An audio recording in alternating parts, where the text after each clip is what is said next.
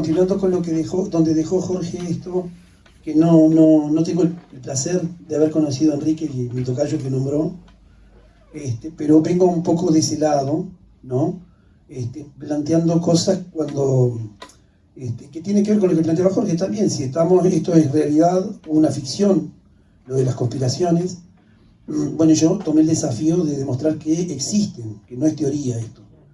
Yo le decía, provengo de lo que me dedico yo, es hacer consultoría en investigación, desarrollo e innovación, o sea, vengo del palo de las ciencias, y lo que me dedico a hacer justamente es tratar de transferir conocimiento desde la academia hacia el sector productivo, cosa que me llevó siempre a terminar contratando en el exterior, porque acá no había, no se comprendía esto. Recién ahora, bueno, estoy en Maldonado ahora trabajando de este lado, digamos que para el gobierno departamental, generando algo que a partir de una idea que uno mismo aportó, que tiene que ver con esto de cómo transferir el conocimiento hacia el sector productivo y empezar a hacer que pasen cosas, y que tiene que ver con ese final que decía Jorge de cómo generamos cambios.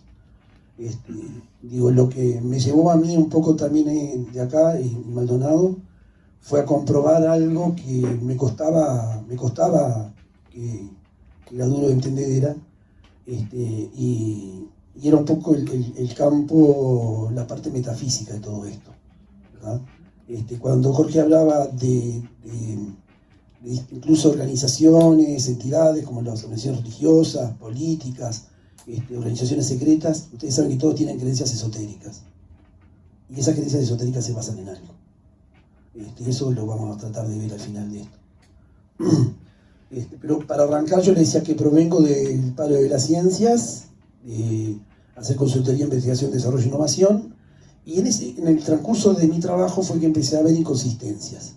La primera inconsistencia fue trabajando en un proyecto acá en Maldonado, en Punta Negra, para una granja de cultivo de langostas, para crear una granja de cultivo de langostas y generar los conocimientos adecuados para hoy lo que se ha generado, que es un cultivo de peces. Me llevó a involucrarme también en el campo de la pesca. Y ahí empecé a ver algo extraño. Yo digo, si la pesca es una actividad prehistórica, ¿verdad? A la cual evidentemente si le agregamos tecnología, lo que estamos haciendo es depredar el recurso rápidamente.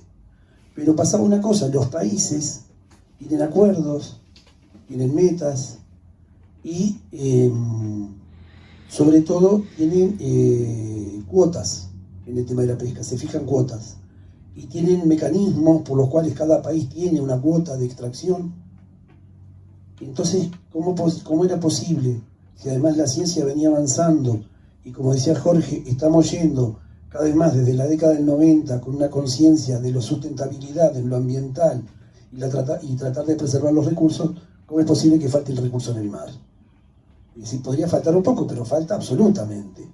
Ustedes saben que el 50% del pescado que se consume en el mundo a nivel humano proviene de granjas.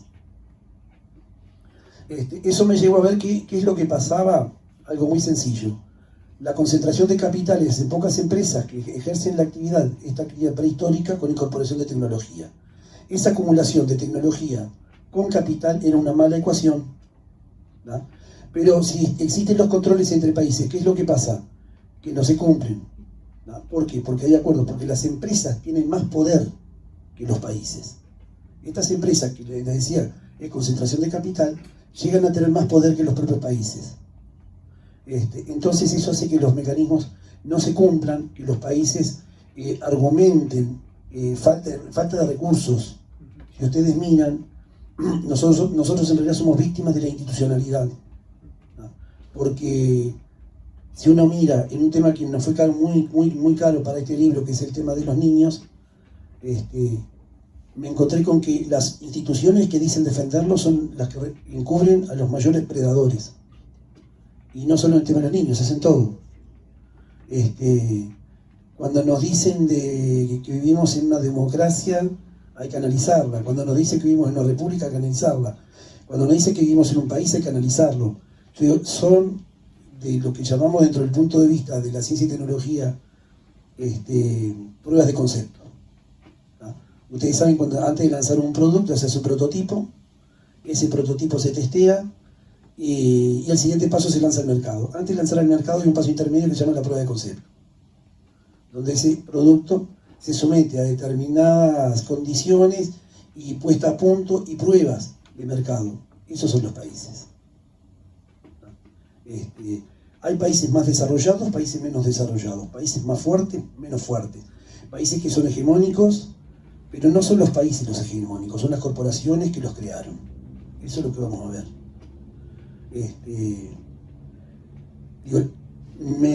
Me costaba creer esto. Resulta que cuando me encontré con eso en la pesca dije, y vamos a ver qué pasa en el continente. ¿Y qué me encuentro en el continente? Empiezo a ver que hay. Nosotros somos un país de economía primaria, básicamente vivimos de lo que se produce en el campo, ¿verdad? Y me encontré con escuelas rurales que no tenían agua, porque los pozos de agua de donde tomaban los chicos estaban contaminados con agroquímicos. Y eso estaba todo tapado. Y los poblados cerca de las escuelas eran fumigados. Y nadie tiene en cuenta nada, ¿no? Y el poder lo encubre. No importa de qué palo sea, No importa de qué palo sea. Me encontré en Canelones un grupo de 2 escuelas rurales, comparten un paraje, los límites de un paraje, la armonía. Cuando fui, las 2 escuelas tenían los pozos contaminados y había un pulso ojero. Ustedes saben que 500 hectáreas en Canelones es una estancia de 10.000 hectáreas en cualquier otro punto del país, se dan cuenta, ¿no? ¿Comparten eso? Canelones es un departamento que vive del minifundio. Las viñas, capaz el bodego, el negocio más pujante de Canelones, capaz, es la viña, las más grandes tienen 15, 20 hectáreas. Me encontré con 500 hectáreas plantadas de soja, una empresa argentina que estaba ocupando tierras que eran los propios operadores políticos y de 2 partidos, pero una misma familia. Una misma familia que integra 2 partidos, lo estaba trayendo, y era empresa de montoneros. Eran montoneros, administrando campos y explotando campos, y fumigando niños. ¿Fumigando niños? Niños. Sí, niños con glifosato. ¿No?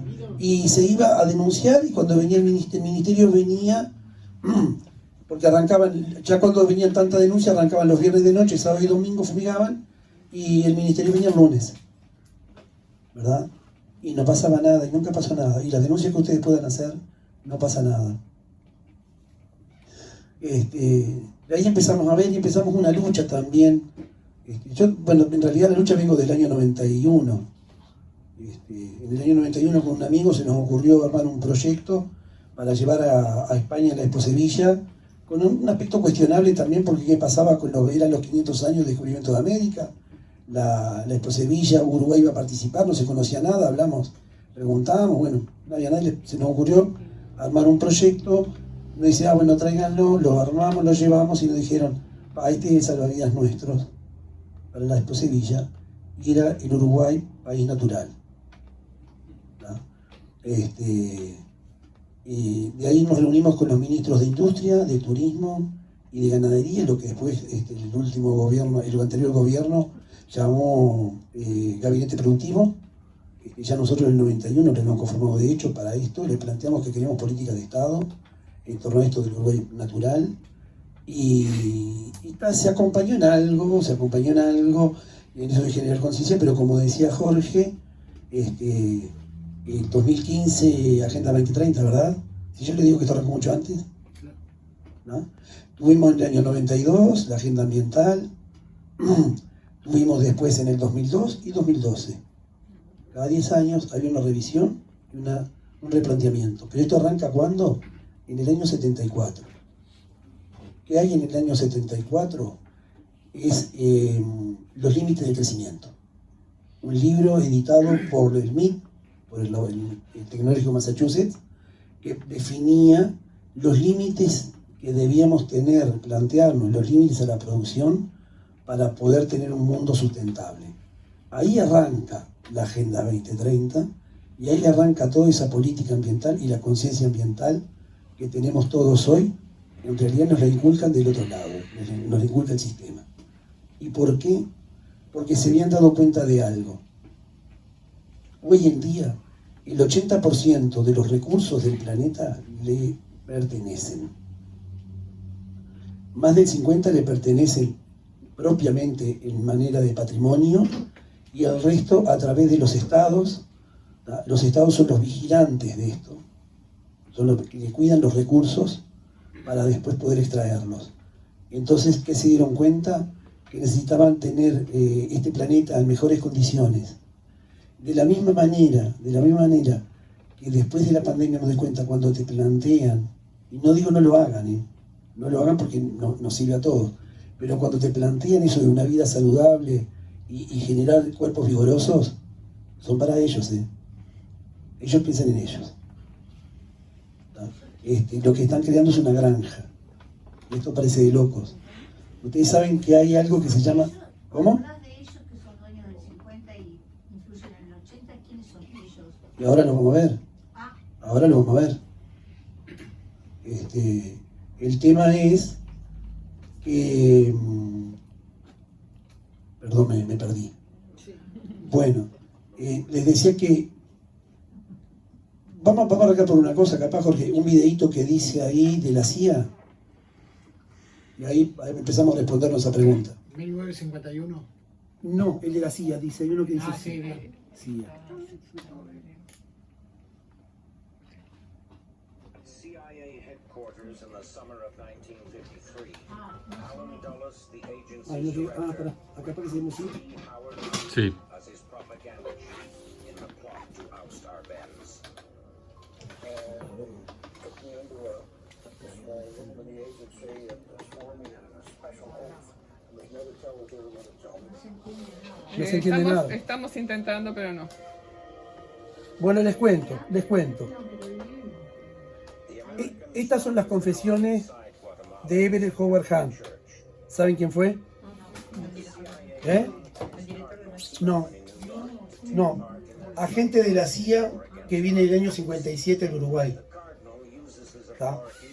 Viene con un cometido que era el de controlar a Jacobo Arbenz, el presidente de Guatemala, que el presidente de Guatemala le había confiscado las tierras a la United Fruit Company, y tres personas deciden el destino de Guatemala, que son, quien nombran acá, el arzobispo de Nueva York, el cardenal Spillman, John Foster Dulles y Allen Dulles.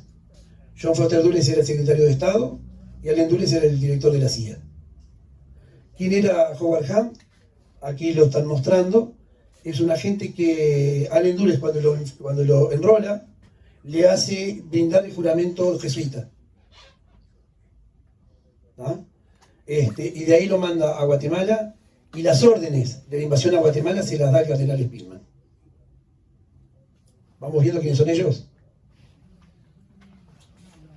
Y Howard Hunt está en Uruguay en el año 57 y 58. ¿Y saben lo que hace en el año 58?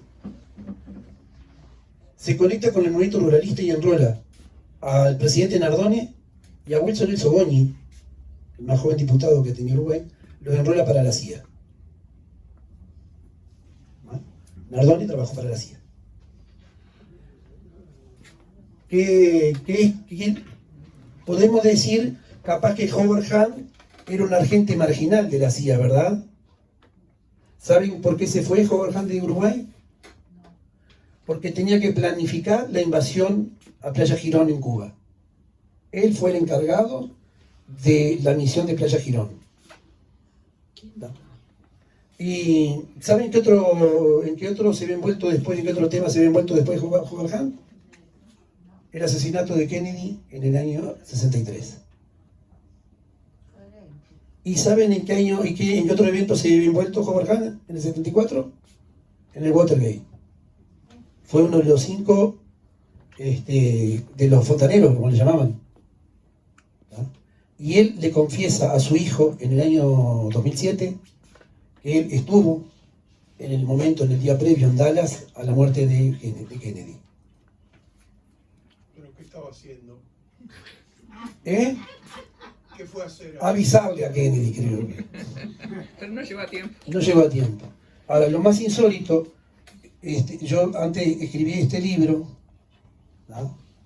Este libro, uno de los puntos focales es la existencia de un reactor nuclear en Uruguay en el año 63.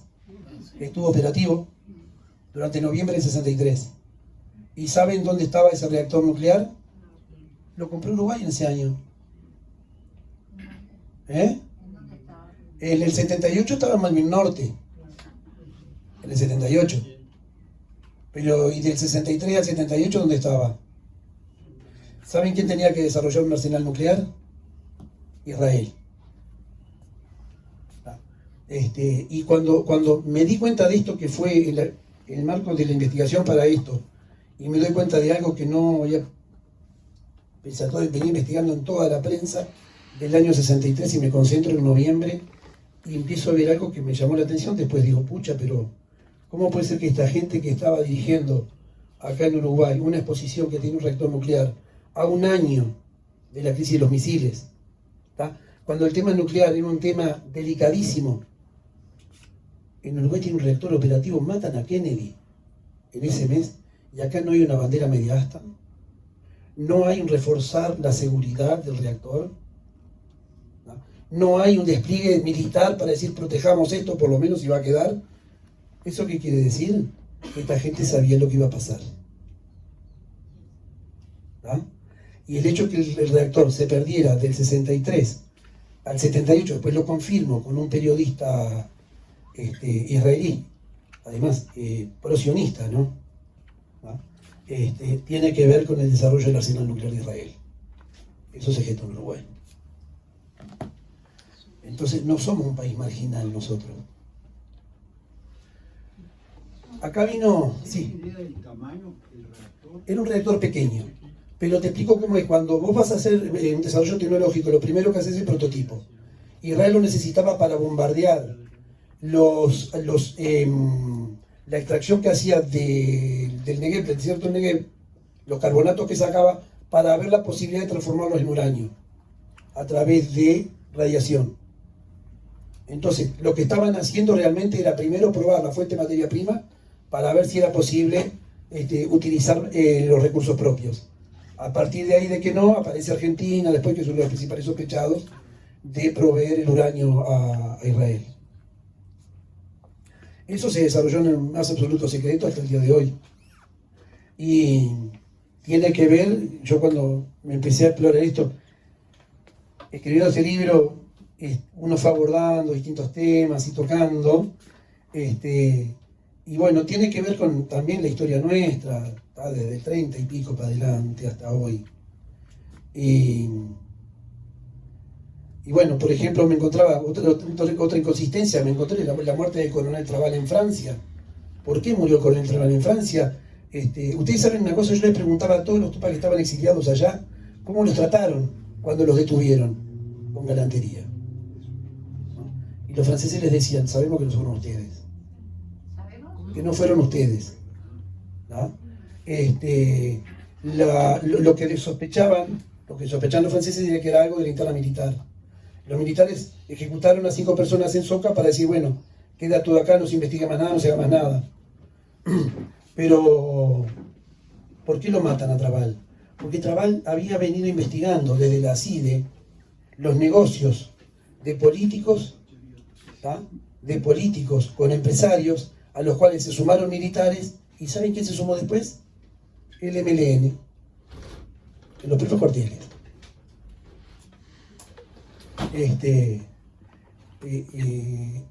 Tal cual.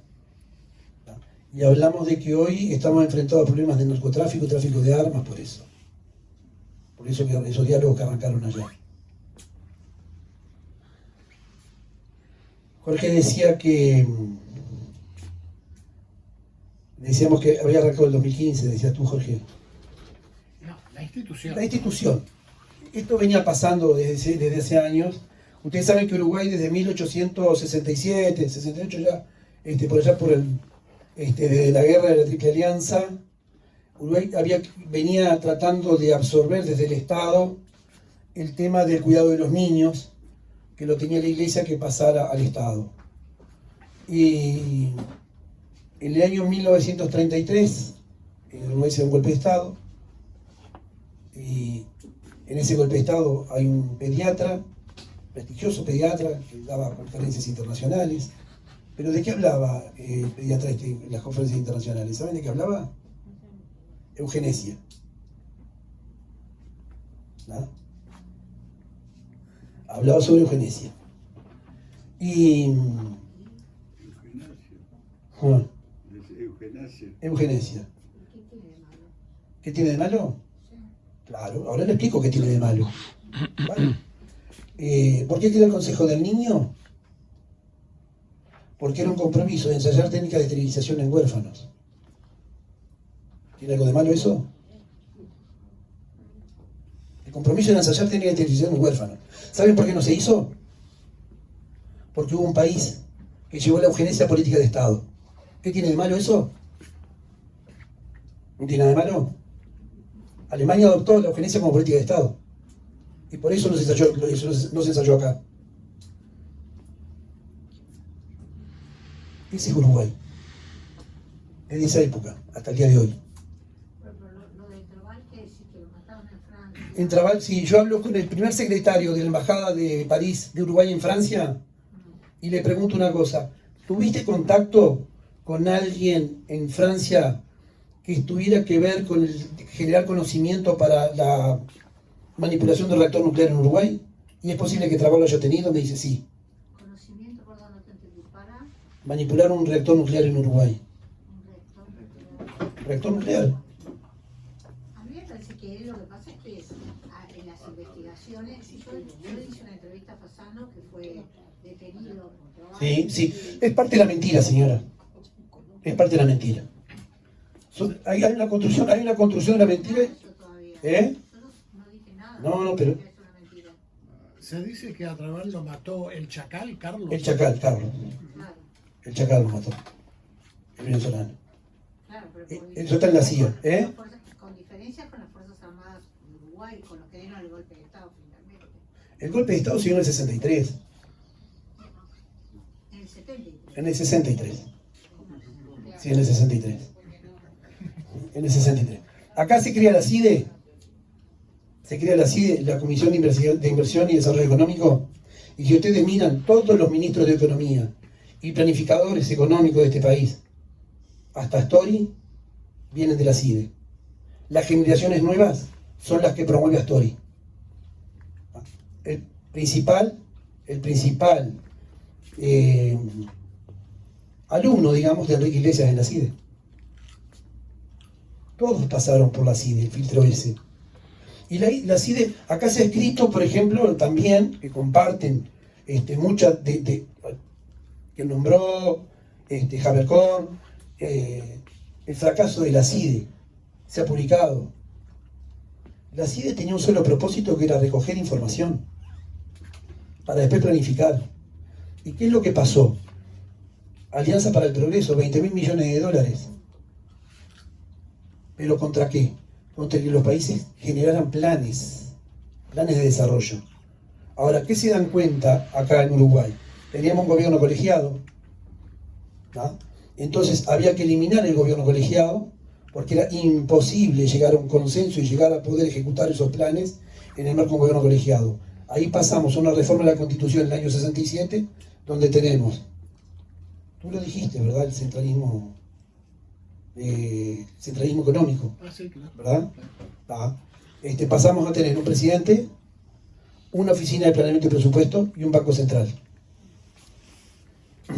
Y de ahí empieza a gestarse esta forma ultrajante de neoliberalismo económico. Se empieza a gestar ahí y había que llevar a estos países de América Latina por ese camino. Entonces, bueno, ese era un camino, el camino democrático. Pero se dan cuenta de una cosa también. En el año 67, miren qué coincidencia, ¿no? Llega Pacheco al gobierno, ¿no?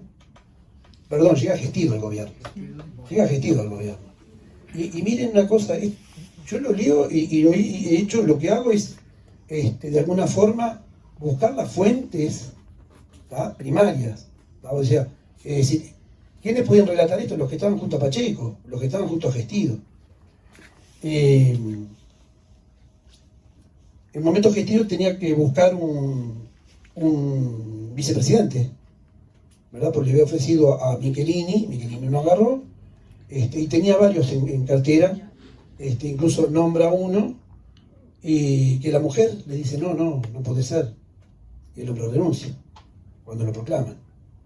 Y bueno, ahí Pacheco Gestido, a quien termina nombrando es a Pacheco, y bueno, termina el gobierno Pacheco, ¿verdad? En el año 71. Pero ahí se plantea otra reforma de la Constitución. ¿Por qué? Porque con 5 años, con un OPP, con un presidente y un Banco Central, con 5 años de ejercicio no alcanzaba para la reforma. Para llevar adelante los planes de la CIDE se necesitaban por lo menos 2 periodos. ¿Qué hicieron entonces? Como yo le decía, ya el movimiento ruralista estaba cooptado por la CIA. ¿A quién promueven? A un candidato que evidentemente no le temblará el pulso en abolir las cámaras. Ahí buscan, tenían a alguien que, si ustedes lo miran, acá yo hago la comparación con Diem, el presidente o el primer ministro, o más bien el dictador impuesto de Vietnam, hay una similitud muy grande en cómo se dan las cosas. Bordaberry, un hombre carlista, monarquista, el ideal, y bueno, lo promueven y termina así. Entonces nos dicen allá de que el golpe de Estado fue en junio del 73, no, fue en febrero, no, eso se gestó mucho antes. Esto fue todo planteado, y lo del golpe de Estado era evidentemente el fin de una agonía ya, ¿no? Porque además, ¿qué pasa? En el año 72, miren esta cosa de locos, en el año 72 el general Álvarez se presenta en la Oficina de Identificación Civil. Abril por ahí del 72. Y recoge 500 y pico de legajos de identificación civil. ¿Qué legajos piensan ustedes que se llevaba?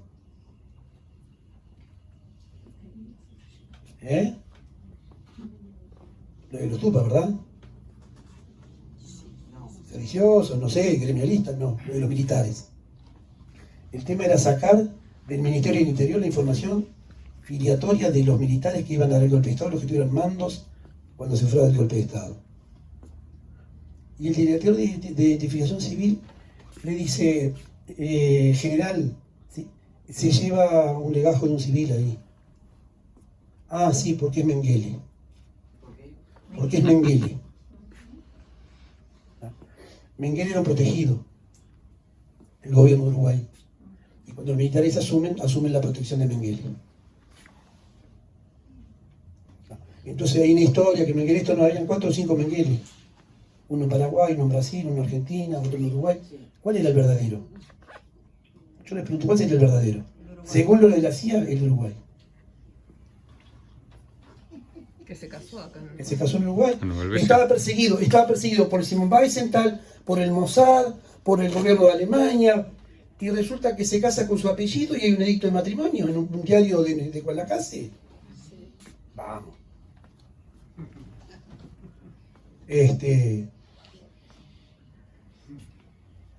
Lo que estamos viviendo nosotros hoy es la época de cómo se fue acomodando el mundo de posguerra.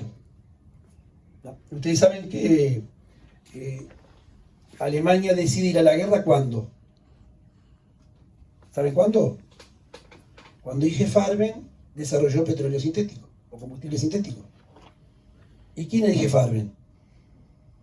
IG Farben hoy son Agfa, BAS, Höss, Beringer, Bayer, y la Dow Chemical y la Standard Oil. ¿No?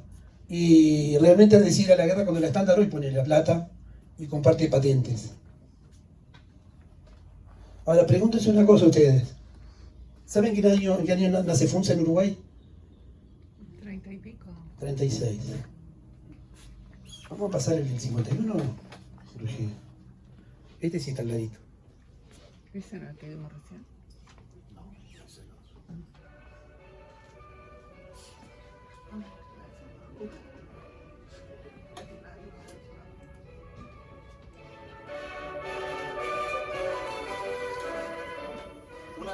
lluviosa de marzo de 1951, comienza en el aeropuerto militar de Soesterberg, Holanda, el segundo viaje de buena voluntad del príncipe Bernardo a la América Latina. Su Majestad la Reina Juliana acompaña a su esposo hasta Zúrich. Han venido también a despedirse de Su Alteza Real los enviados extraordinarios de la Argentina y Chile y el ministro de Relaciones Exteriores, señor Sticker, que representaba al gobierno holandés. Hasta Zúrich pilotea el avión el propio príncipe. El vuelo de Suiza a la América del Sur se efectúa en un DC-6 de la KLM. Volando por encima de la cordillera pirenaica, se dirige el aparato directamente a Lisboa. Con el séquito del príncipe, que se compone de 5 personas, viajan también un periodista holandés y un cameraman de Polygon Profilty. En Lisboa, Su Alteza Real efectúa un recorrido en compañía de un representante del gobierno portugués y del ministro holandés señor Van Cleffens, visitando asimismo el hermoso estadio situado en las afueras de la capital. Como buen cinéfilo, no quiso el príncipe salir de Portugal sin llevarse en su cámara algún recuerdo del país. Por consiguiente, aprovechó cuantas oportunidades se le ofrecían para filmar los lugares más pintorescos. Por los arrabales de Lisboa regresa el príncipe con su séquito al aeródromo. Hacia el caer de la noche y con el avión Príncipe Bernardo abandona Su Alteza Real la capital portuguesa y Europa. La próxima etapa es Dakar, en África, y desde allí a través del Atlántico a Río de Janeiro y Montevideo, capital de la República Oriental del Uruguay y primer objetivo del viaje del príncipe Bernardo. 10 minutos antes del tiempo señalado, vuela la máquina sobre Montevideo. Los miembros del séquito, de los que vemos a los señores Sessing y el secretario del príncipe Dr. de Graaf, se han arreglado entre tanto para una recepción oficial. El mayor Giersema lo sorprende con esta instantánea. Por fin llega el aterrizaje en el aeropuerto Carrasco. Han acudido a dar la bienvenida al príncipe Bernardo, el primer magistrado del Uruguay, altos funcionarios y jefes de las Fuerzas Armadas. Después de un saludo cordial, Su Alteza Real pasa revista a la Guardia Presidencial, que ha venido a recibirle con todos los honores. El primer acto oficial del príncipe es una visita al presidente de la República, señor Martínez Trueba. En tal ocasión, el primer magistrado uruguayo recibe de manos de Su Alteza Real los ornamentos de la Gran Cruz del León Neerlandés. En la Plaza de la Independencia, deposita al príncipe Bernardo una ofrenda floral ante el monumento al héroe nacional uruguayo, general José Artigas. Durante su permanencia en Montevideo, el príncipe se hospeda en la finca del director de la fábrica de productos de caucho Sáenz, situada en el pintoresco Carrasco. Desde su llegada al Uruguay, se encuentra también en compañía del príncipe Bernardo el enviado extraordinario y ministro plenipotenciario de los Países Bajos, el señor Carlos Dobantón, que permanecerá al frente del séquito durante todo el resto del viaje.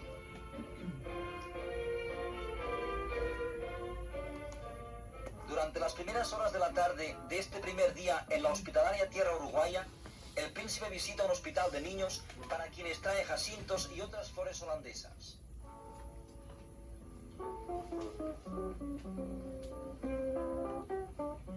Después, Su Alteza Real se entretiene con algunos miembros del personal ante el monumento erigido a uno de los más célebres médicos que tuvo el Uruguay.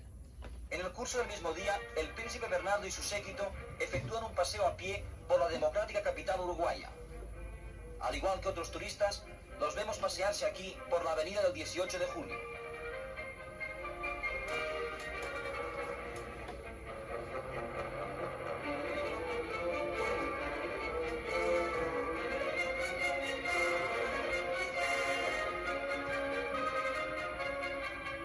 Durante la mañana del segundo día de su permanencia en Montevideo, el príncipe Bernardo visita la Escuela de los Países Bajos, donde es objeto de una acogida muy cordial.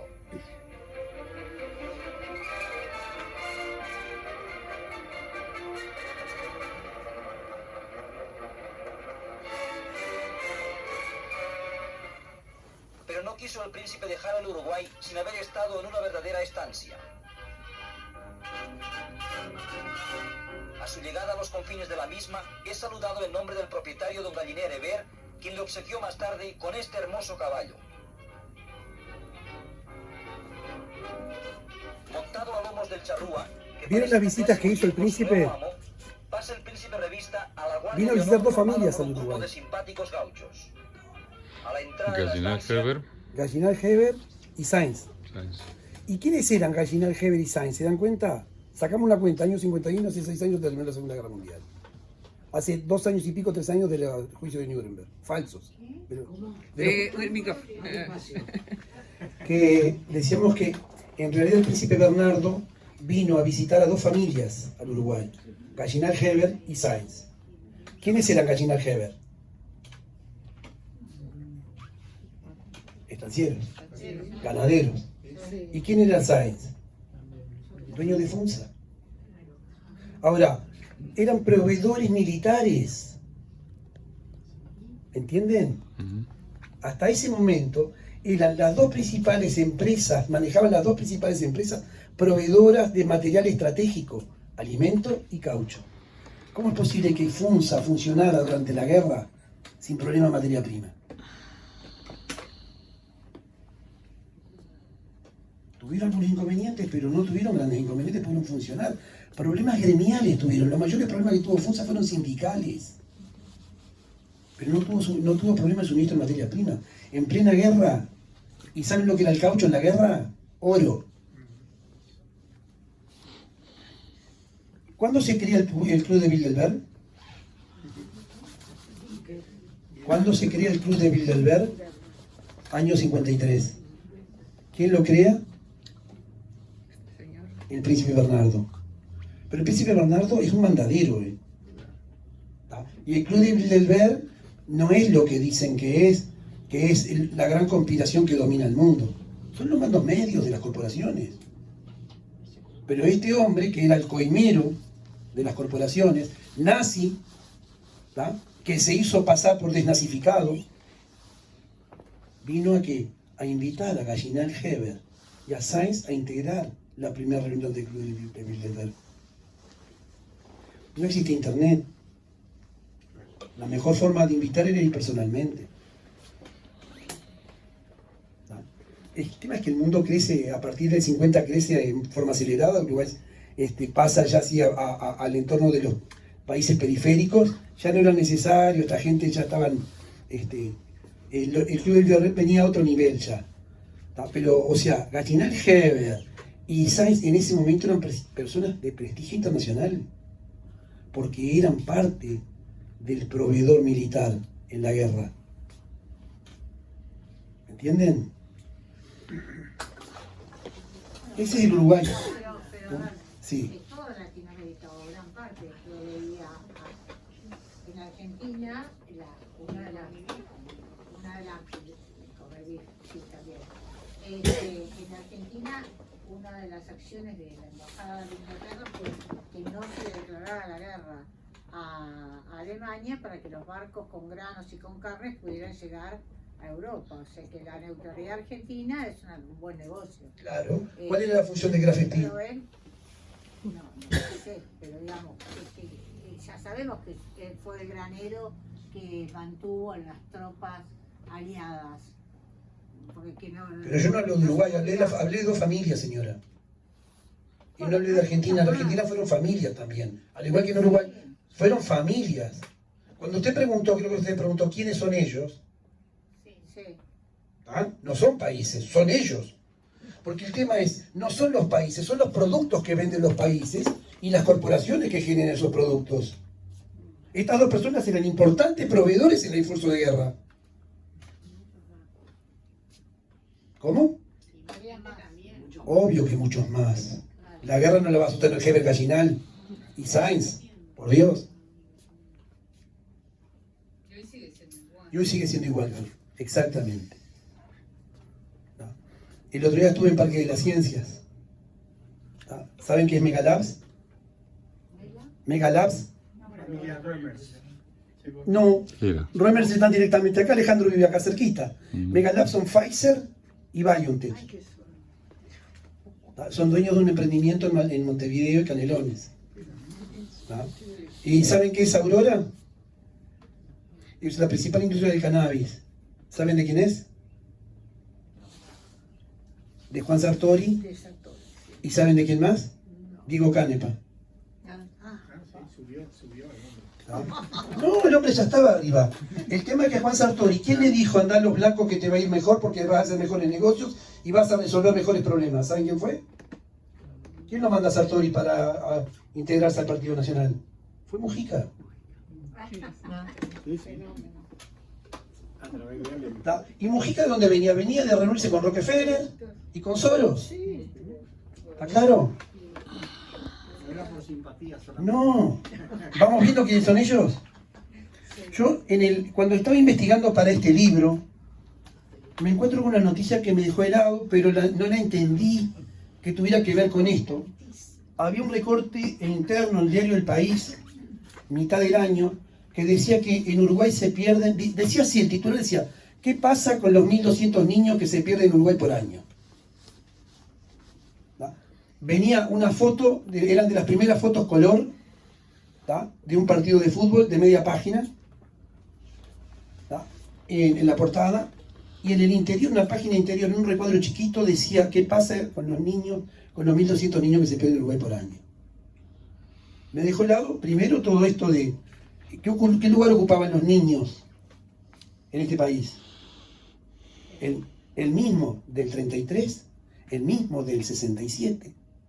Nosotros fuimos parte, este país fue parte, ¿tá? De lo que fuimos a degollar niños al Paraguay, junto con Brasil y con Argentina, y con el dinero de los Rothschild. Quienes financiaron fueron los Rothschild. ¿Tá? Y Brasil, porque Don Pedro no soportaba una nación despegada, más desarrollada que Brasil. ¿Ah? Y el tema es que le quedaba mal ser el único, y bueno, más vale hacerlo en conjunto. Ustedes saben que Brasil lo que hereda es la diplomacia lusitana. ¿No? Y con esa diplomacia lusitana que dice, bueno, vayamos y vamos a hacer pelota de esto. Pero ya, miren esto. Hace la guerra del Paraguay, ¿no? ¿Cómo?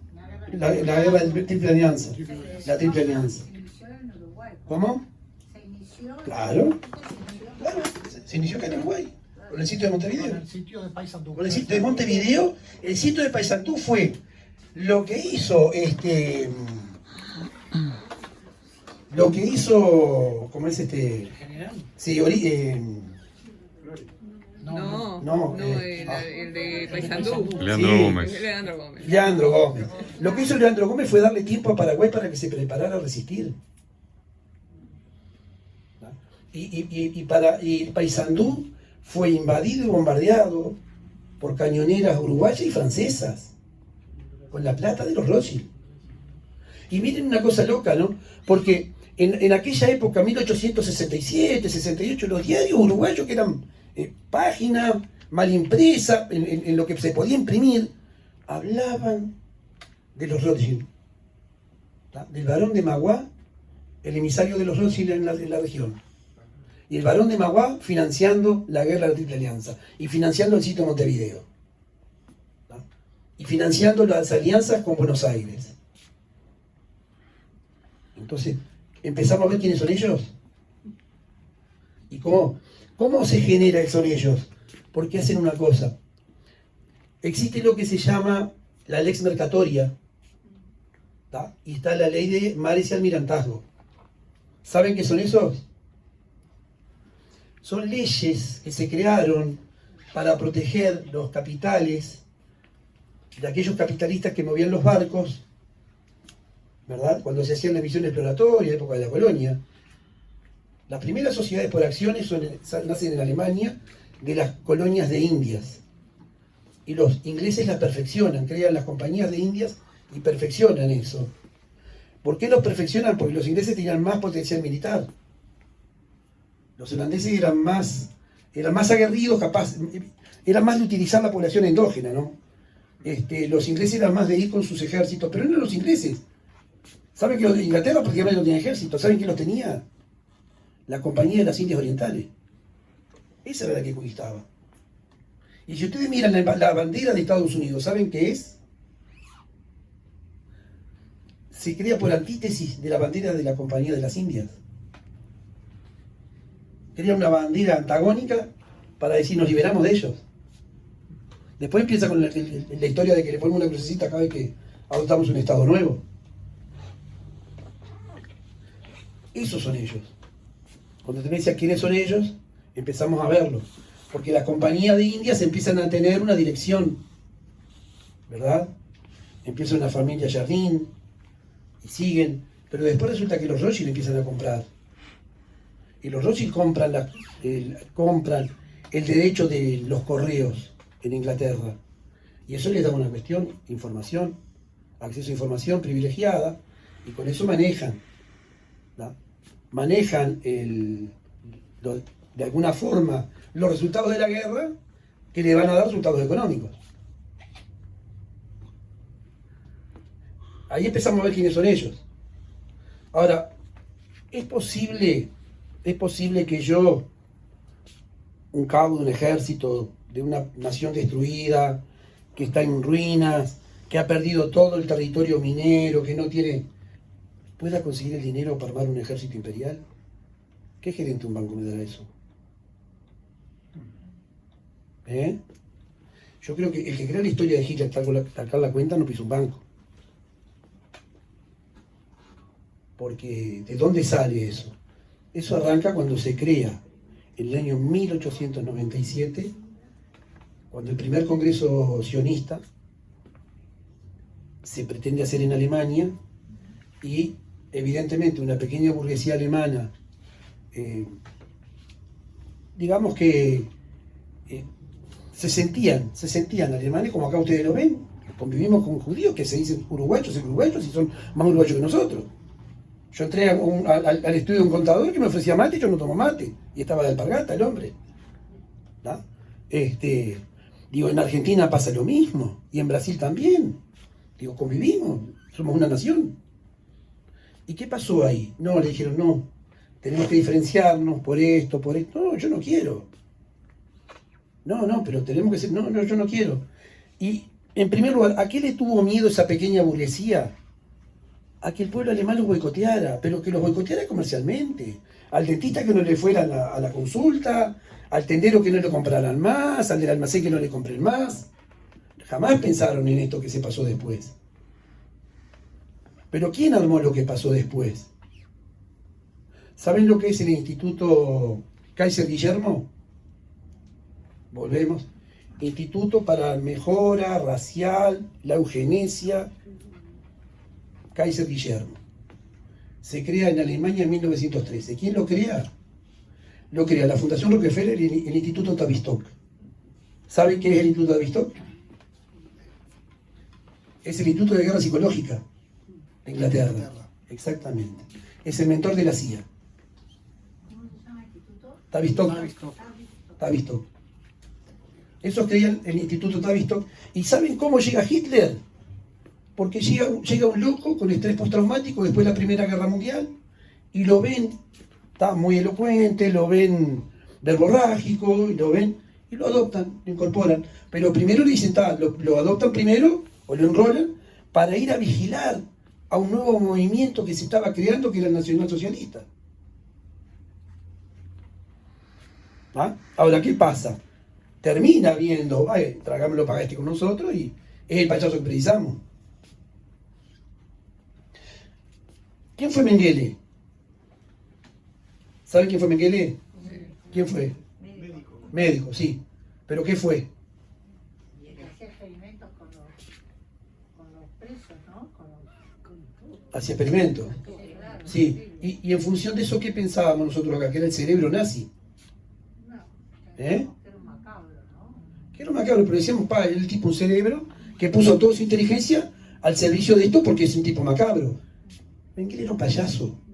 Por encima de Mengele estaban Omar Berger y Hans.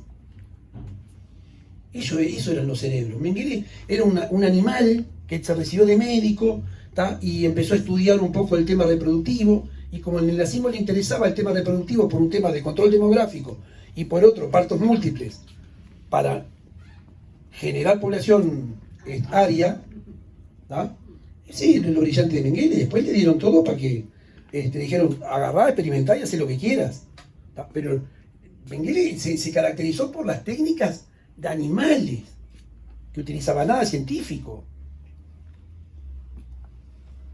Ahora, miren ustedes una cosa, qué cosa rara, ¿no?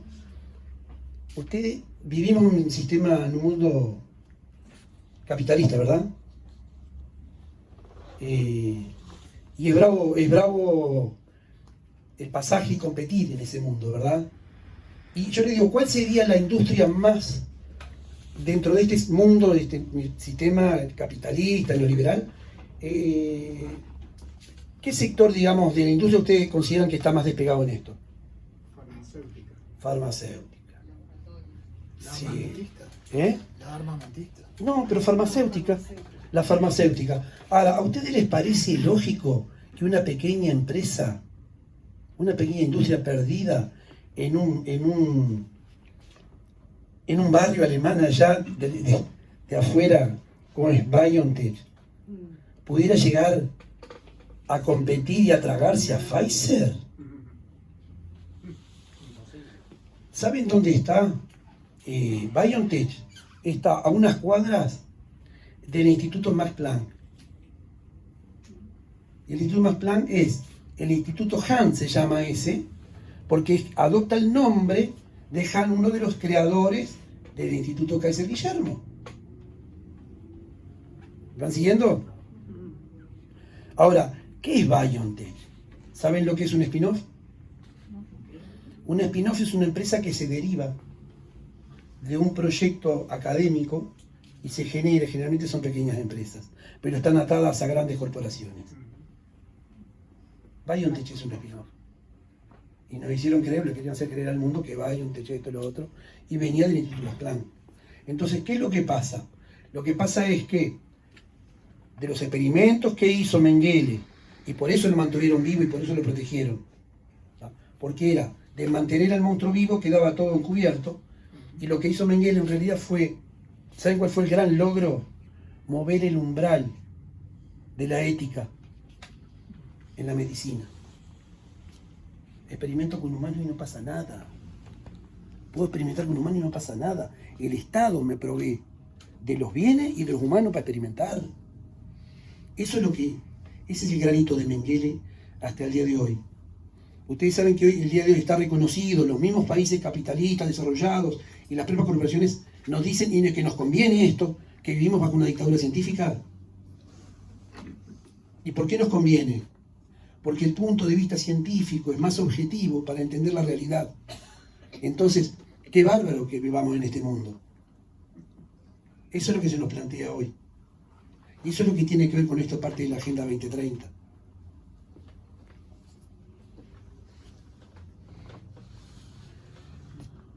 Cuando investigaba para este libro,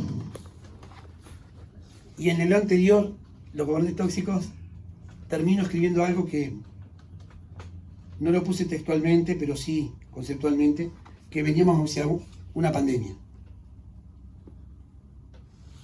¿Y saben lo que me indicaba que se venía la pandemia? Es de loco esto, ¿eh? Que Uruguay no aceptó el microchip de las mascotas. ¿De qué? El microchip de las mascotas. Sí. ¿No? Cuando nosotros no aceptamos el microchip de las mascotas, ahí digo, bueno, acá se viene una pandemia a nivel mundial. ¿Y saben por qué? Nosotros somos un país laboratorio, un banco de pruebas, porque por la composición genética. Somos un país de una genética básicamente europea, muy poco mestizaje. Entonces somos el país ideal para experimentar. Por eso es que nuestro presidente dijo libertad con responsabilidad, porque se nos permite, porque somos el grupo control. ¿No? Como somos el grupo control, cuanto menos intervención, ¿no? Cuanto más se abstengan de intervenir, es por eso. Pero esto estaba anunciado. ¿Saben lo que es el turismo de trasplante? ¿Eh? ¿Terminas la idea del chip de los animales que me quedó ahí colgando? Bueno, te tengo que contar una historia chiquita. Tengo un familiar que tenían que hacer un trasplante de corazón en Cuba, vivía en Cuba, y no lo podían trasplantar por una razón, porque Cuba no le podía suministrar la medicación después de soporte de vida. Entonces me dicen, bueno, hay que buscar en otro país que lo trasplante. Empezamos a buscar. En ese momento en Francia se crea un corazón artificial, ¿tá? Que era un sistema de soporte. Digo, bueno, hablé en Francia y llegué a hablar ahí con el Pasteur y nos dijeron que tal, si lo podíamos llevar, podía ser intervenido. Si no, no, porque era una técnica experimental que no le iban a sacar de Francia. Tuvimos que seguir buscando en países donde se pudiera procesar el trasplante y nos encontramos que todos los países tenían una legislación que decía que se prohibía el turismo de trasplante. ¿Tá? ¿Qué quiere decir eso? Que los órganos que genera un país se trata de proteger a esa población que quede para esa población, ¿verdad? El tema es que cuando llegamos al tema de Uruguay, Uruguay no tiene legislación de protección contra el turismo de trasplante. ¿Tá? Pero hay otro tema también, que si miramos las estadísticas, hay estadísticas que acompañan esto. Resulta que ustedes saben cuál es el mejor donante. El joven accidentado en moto, el que hace la fractura en la base del cráneo. ¿Tá? ¿Qué es lo que pulula en Uruguay? Las motos. Las motos, ¿verdad? Y fíjense una cosa, de repente el gobierno nuestro crea una ley que dice que somos todos donantes per se. Donantes per se. ¿Saben que nos convertimos? En un país superavitario de órganos en algunas cosas. ¿Tá? Cuando voy a hablar por esto del trasplante, bueno, voy a coordinar, digo, bueno, arranco por dónde, evidentemente. Por el Fondo Nacional de Recursos, ¿no? ¿Verdad? Entonces voy, lo planteo, no, ¿tiene cédula uruguaya? No, no tiene cédula uruguaya. Ah, no, si no tiene cédula uruguaya, no puede. Ah, bueno, está. Y bueno, ¿y cómo hacemos entonces? No sé. ¿Y por qué precisar la cédula uruguaya? Y para que pueda ser trasplantado. Sí, bueno, pero tiene que tener un tiempo de residencia acá, si no, no hay forma. Ah, no llegamos a tiempo. ¿Y ustedes cómo piensan llegar al fondo de recursos entonces sin radicación, sin siquiera residencia? No, la plata está. Ah, entonces ¿para qué quieren el fondo de recursos? Y no sé, porque se empieza por acá. No, ¿tienen la plata? Sí. Ah, vayan directamente al centro de referencia de trasplante. Cuando fuimos nos dicen, ah, pero está la plata. Sí, no, entonces no hay problema. Pero en la lista de espera, no hay lista de espera. La lista de espera por los recursos, por los órganos sobran. ¿Está claro? Y no se va a legislar acá una ley de protección por el turismo de trasplante, a pesar que somos un país turístico. Me encuentro con un conocido que... ¿Cuánta plata habrá por el corazón? ¿Cómo? ¿Cuánto costó el corazón? No, al final el chico falleció. Qué pena, No llegamos. qué pena. Pero hablamos de 70, 80 mil dólares. ¿No? Y eso más los costos de hotelería, porque nos decían de traer, alojarlo en un hotel, mientras se aprontaba para poder entrar al... Sí, hay toda una maquinaria aceitada para esto. ¿Ah? Y lo que me decía el director del Centro de la Plata, dice, no, dice, quédate tranquilo porque estamos muy coordinados y el órgano aparece. Y ahí le digo, pero entonces, digo, lo ideal es ir al tiempo real, a un microchip, sí, hacia eso vamos. ¿Tá? Hacia el microchip. Entonces, empiezo a investigar eso y resulta que había una cuestión preparada en el año 2018, que lo relato acá, está acá, ¿tá? Supuestamente nosotros nos íbamos a implantar, o sea, le íbamos a implantar a nuestras mascotas el microchip, ¿verdad? Está todo previsto, el Uruguay va genial, no contaban con nosotros con la resistencia en esa, ¿eh? Y entonces tenían preparado un festival de cine en España. ¿Saben sobre qué? Cine médico. ¿Tá? Cine médico. Zootecnia. Uruguay, el país emblemático en la combatir zoonosis. En combatir la zoonosis. ¿Tá? El problema fue que no contaban con la rebeldía. Porque, ¿qué pasa? Acá dijimos las mascotas no. Nadie los toca. No le contaban esa. ¿Tá? Y ahí entonces tienen que venir, bueno, tenemos que ir por una prueba, algo compulsivo ya. El Uruguay no está en laboratorio como pensábamos. ¿Tá? Las mascotas no se las tocas. Y ojo que capaz que todavía estamos en esa de que capaz que los niños sí, ¿eh? Yo les decía que me encontré con eso de los 1.200 niños perdidos por año Y cuando voy al relato, me encuentro que te decía que el 95% me parece, ni una forma de relatarlo, que vos decís, pero este periodista está operando acá, me quiere convencer de que está todo bien, de que ese 5% es descartable. Y yo qué sé, mi mente suena al revés a veces, ¿no? Yo digo, pero un 5% me da algo raro porque si yo lo llevo al año, me da como un promedio de 1 por semana. ¿Y si esto tiene que ver con crímenes rituales? Y me voy a ver la conexión donde busco Vaticano, crímenes rituales, Uruguay. ¿Y saben lo que me encuentro? Un niño uruguayo que muere en Roma en un accidente de tránsito. ¿Y qué tiene que ver eso con crímenes rituales? Raro, que el accidente de tránsito se produjo a 20 kilómetros de su casa. Para un secuestro. ¿No? ¿Qué pasa? Los padres la madre de este chico, según cuenta la prensa italiana, porque Uruguay no comenta nada, no publica nada, no levanta nada, no se sabía nada. Se sabía más en el 67, en el 1867, se sabía más de los Rossi que lo que sabían acá la prensa nuestra y la familia de los chicos, de un chico en Roma, que la prensa lo que te decía era, hablaba de la madre, que estaba clamando por justicia, y al padre no lo nombraba. Lo que decía del padre era que era un diplomático uruguayo, y que en función de esos vínculos diplomáticos, los carabinieri de Italia reaccionaron, y en menos de 24 horas estaba preso el tipo, estaba detenido, perdón, el tipo que había ocasionado el accidente. Ahora, ¿qué tiene que ver con los crímenes rituales?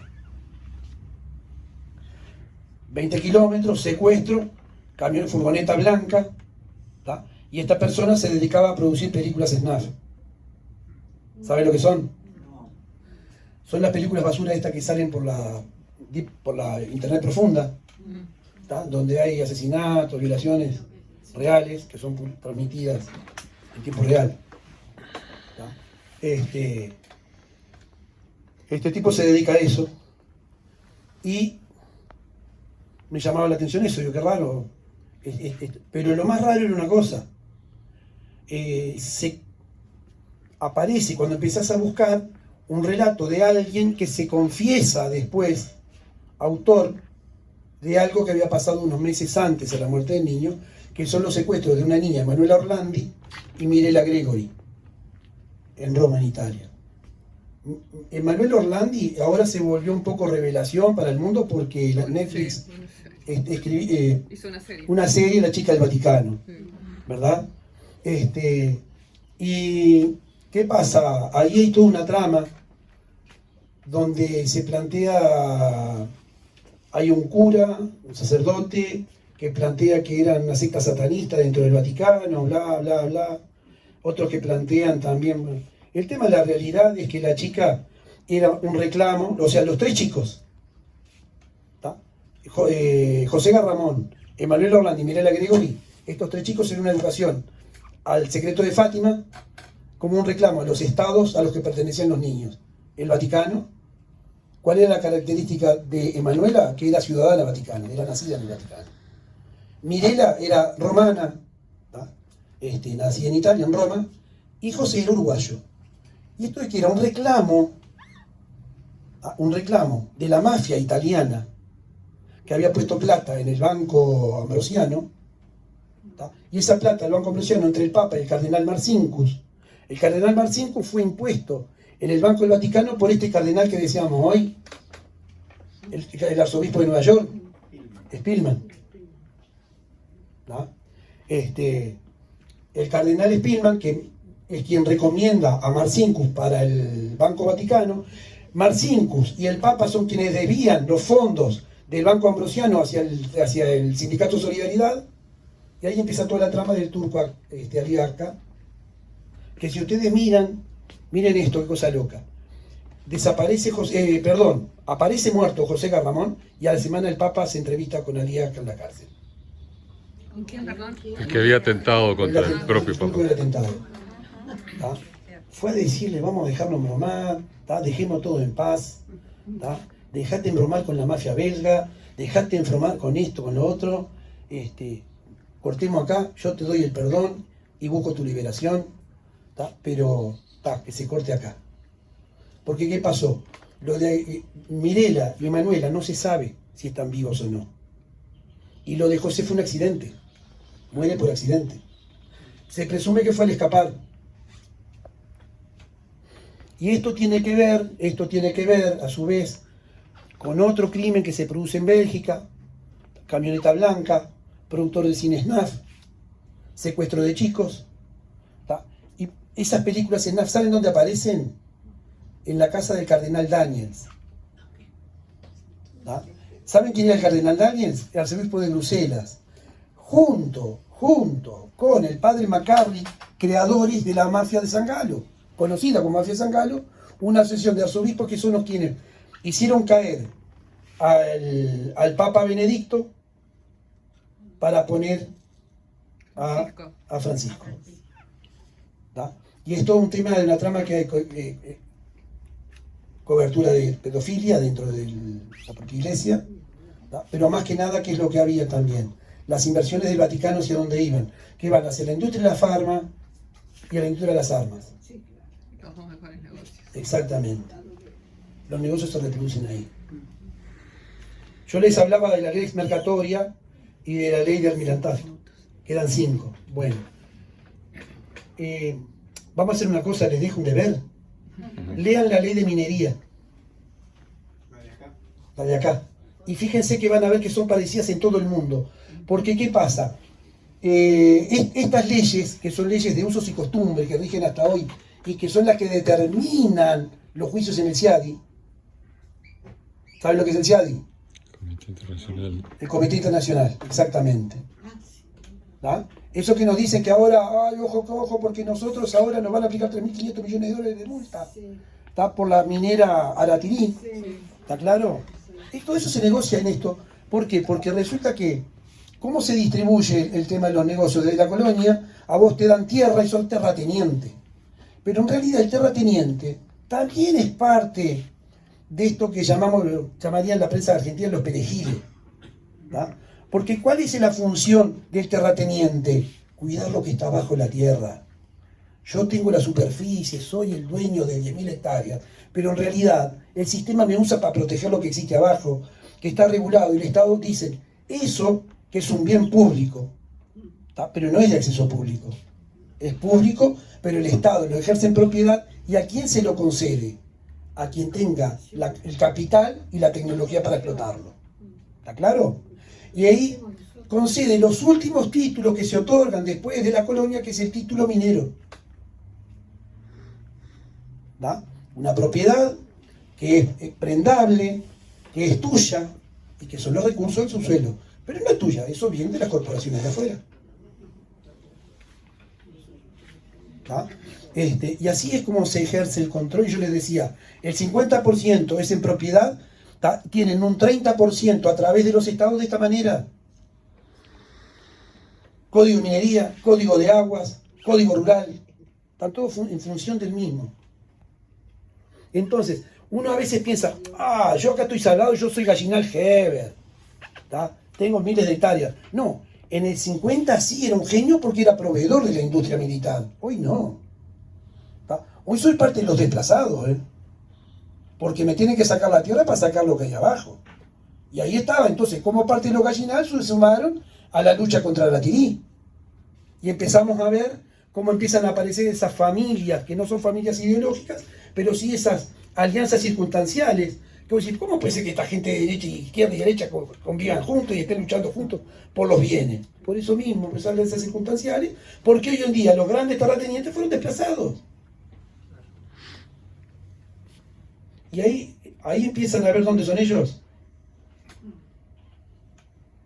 Lo dejamos acá porque no nos queda más tiempo.